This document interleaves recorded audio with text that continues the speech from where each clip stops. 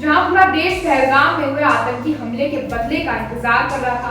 सरकार खासकर Narendra Modi high level meeting कर रहे थे आर्मी चीफ के साथ, अजीत डोभाल के साथ। ऐसा लग रहा था कि पाकिस्तान पर एक और स्ट्राइक हो ही जाएगी। लेकिन चौंकाने वाली बात है कि केंद्र सरकार ने पाकिस्तान पर तो कोई स्ट्राइक नहीं की, लेकिन भारत की जनता पर जाति जनगणना यानी कास्ट सेंसस की स्ट्राइक कर दी।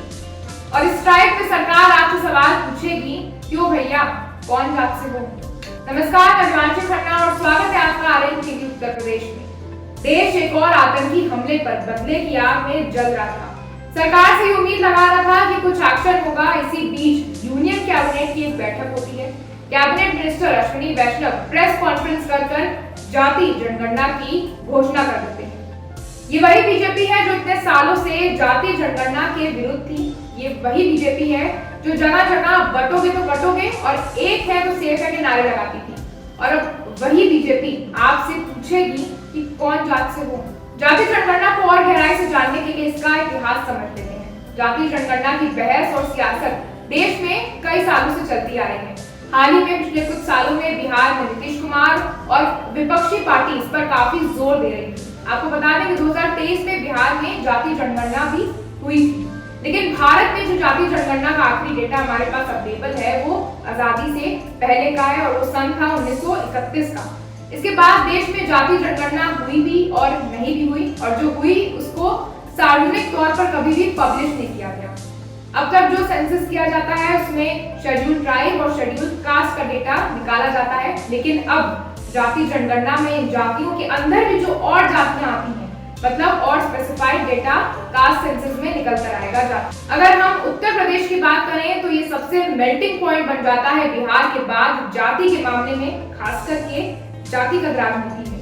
उत्तर प्रदेश में लगभग 250 जातियां निवास करती हैं, जिन्हें राज्य सरकार ने जनरल, ओबीसी, एससी और एसटी 4 वर्गों में विभाजित किया है। उत्तर प्रदेश में जनरल कास्ट यानी सामान्य जाति वर्ग में मात्र 9 जातियां आती हैं, ओबीसी कास्ट में 162 जातियां आती हैं, अनुसूचित जाति में 72 जातियां आती हैं और एसटी जाति में मात्र 6 जातियां आती हैं। अब समझते हैं कि जाति जनगणना कितनी लाभकारी है और कितनी नुकसानदेह है। इसके जो फायदे गिनवाए जाते हैं वो ये है कि इसका डेटा रिजर्वेशन, एजुकेशन और वेलफेयर स्कीम्स में हेल्प करता है। कैसे?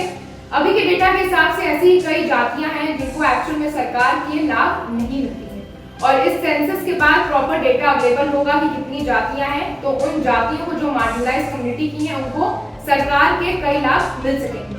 इसके अलावा अदर बैकवर्ड कास्ट और जो मार्जिनलाइज्ड कम्युनिटी है उनको सशक्त करने के लिए भी ये सेंसस बहुत महत्वपूर्ण हो जाता है। लेकिन दूसरी तरफ इससे समाज में जातिगत बंटवारा और ज्यादा हो सकता है। जातिगत राजनीति में ये आग में घी डालने का काम करता है। वैसे ही समाज जातियों में बटा हुआ है, इसके बाद अब लोग और ज्यादा एक दूसरे को जाति के आधार पर देखने लगेंगे। तो ओवरऑल अगर हम देखें तो ये कास्ट सेंसस समाज का उत्थान भी कर सकता है और समाज को बर्बाद भी कर सकता है। अब जाहिर सी बात है कि बिहार का विधानसभा चुनाव आने वाला है और फिर 2027 में उत्तर प्रदेश का भी चुनाव आने वाला है। ऐसे में ये मास्टर स्ट्रोक बीजेपी के लिए कितना फायदेमंद साबित होता है ये तो आने वाला वक्त ही बताएगा। इसका एनालिसिस अगर हम करें तो बीजेपी की तरफ से बहुत बड़ा मास्टर स्ट्रोक है यूपी और बिहार के चुनाव को मद्देनजर रखते हुए। ओबीसी वोट बैंक को अच्छी तरह से यहाँ पे आकर्षित करने की कोशिश की जा रही है। उत्तर प्रदेश में 50% से भी ज्यादा आबादी जो है वो ओबीसी की है। तो ये बीजेपी का पॉलिटिकल स्टंट है अपनी पकड़ बनाए रखने के लिए राजनीति में, और बिहार में भी साथ देना ही पड़ेगा नीतीश बाबू का, नहीं तो सरकार जो है वो गिर जाएगी। दूसरी तरफ विपक्ष इसमें क्रेडिट का खेल खेल रही है कि हम तो पहले ही कह रहे थे सरकार से कि कास्ट सेंसस कर दे, और अब आखिर सरकार को हमारे आगे झुकना ही पड़ा है। लेकिन अब इसके आगे क्या? जाति जनगणना के बाद एक बहुत बड़ा सवाल रहेगा आरक्षण का, कि रिजर्वेशन क्या जो अभी सुप्रीम कोर्ट के जजमेंट के हिसाब से 50% से ज्यादा का नहीं होना चाहिए, क्या वो क्या अब टूट जाएगा? क्योंकि विपक्ष जाति जनगणना पर सिर्फ एक बात कह रही है कि जितनी आबादी उतना हक। ये बहुत बड़ा स्टेटमेंट है। आप इसको समझिए कि देश में बहुत जल्द मंडल कमीशन 2.0 होने वाला है।